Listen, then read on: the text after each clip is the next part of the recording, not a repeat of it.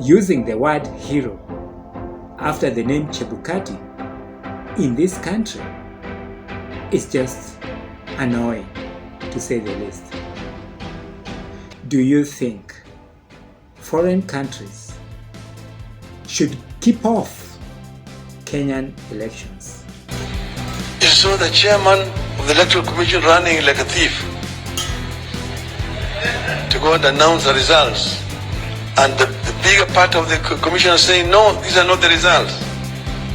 When you talk about democracy, I think you'll agree with me that you're talking about the independence of various institutions as part and parcel of democracy or a democratic country, i.e., the judiciary, all the way from Supreme Court to the Magistrate Court, have to be independent and fair.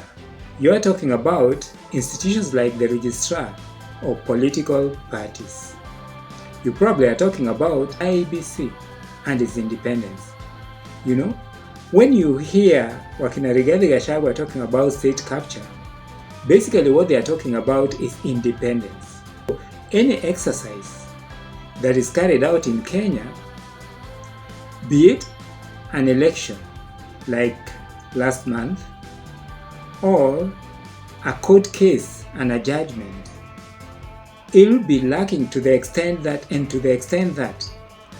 there's absolutely no independence in these particular institutions. The international community cannot condemn that kind of action. Why? Because they knew what was happening. It can only happen in Africa. It cannot happen in Europe. It cannot happen in the United States. It is only here is where the chairman of Electoral Commission goes alone. He's the chairman of 7 commissioners, but he goes alone there to announce the results, and then they say he's the hero of the day. Raila Amolo Odinga yesterday complained actually bitterly and talked about the IEBC and the fact that the IEBC is basically dictated upon, and consequently the elections that were there, according to him, were not free and fair. I think the word free and fair is relative because you see, like in a football match, there's no such a thing as free and fair football match. I think there's an element in which we have actually accepted and incorporated human error in that kind of scenario where there's a football match and we don't any longer think of the football match or the refereeing or the football match not being free and fair. In fact, when they talk about a level playing field, they are talking about a football match. Similarly, when you look at IEBC in Kenya, is it that IEBC is not independent to the extent that the results of last month's election, is not something to go by? I'll go back to the same thing that I've talked about and the scenario of a football match. The answer is not exactly. So what is it exactly? Like if you look at IEBC, as far as I'm concerned, there's something about IEBC, the institution, and there's something about IEBC, the chairman. You see, IEBC, the institution, is a secretariat. People who basically are the guys who order for printing papers, all these things, and implement those things. And then there's IEBC, the commission. A lot of us talk about IEBC, the commission, that is Chebukati and the others, and not the secretariat. There is something about this secretariat and the structure that basically we don't know. Is it time that we looked at that particular secretariat and found out exactly who is who in the secretariat? Because you see, if the secretariat is the one that orders for ballot papers, and the ballot papers don't come in time, or like in the case of Mombasa and Kakamega, come mixed up, then elections, without actually just elections, just focusing on Chebukati and the commissioners and not the secretariat, is just a waste of time. In any case, they talk about independence of institutions to be like the funding of those particular institutions. In fact, funding is said to be the bigger part of independence of an institution. I may disagree with that to a certain extent, But let's assume that funding is the only thing, that institutions need to be independent. Then who funds the IEBC? The IEBC is funded by government partly and mainly by donors. And who are the donors? You see, so you get countries like the West who have their own interests in this particular country and do business around here.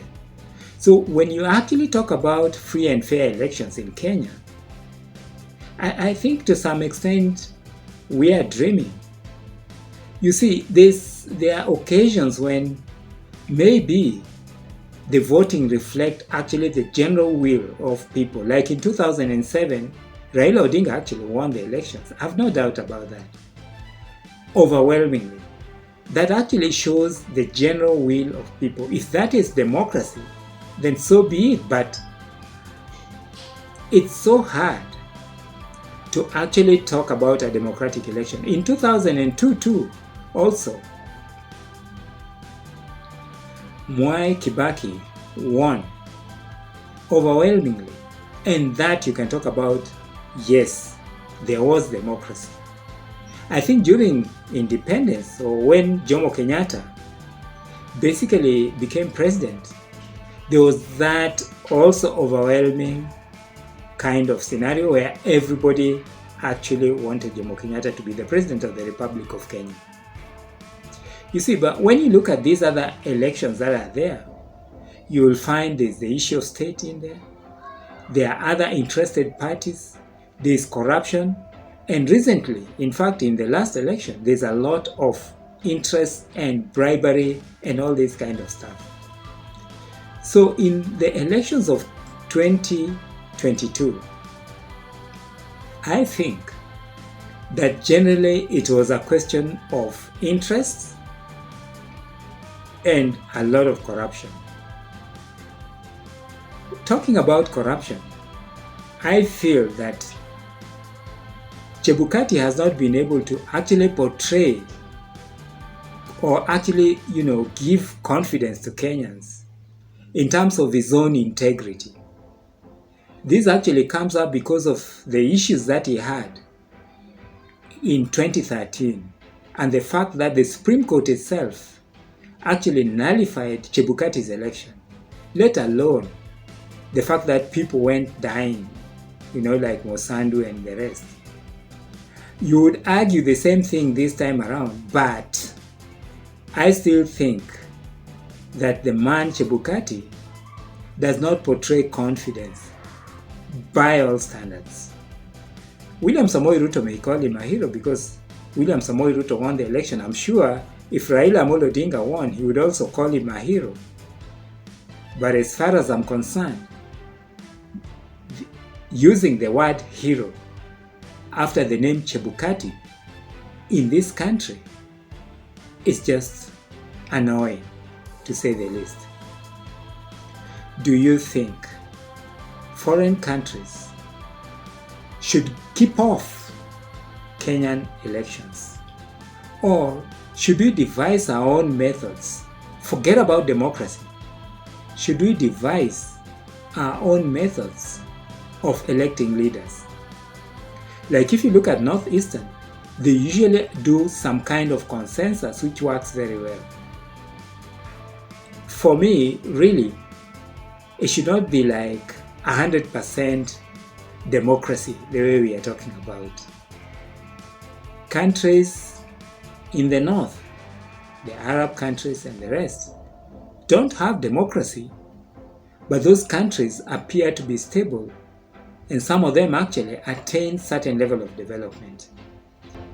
It's a high time in this country we thought about kicking out these foreign concepts, because I believe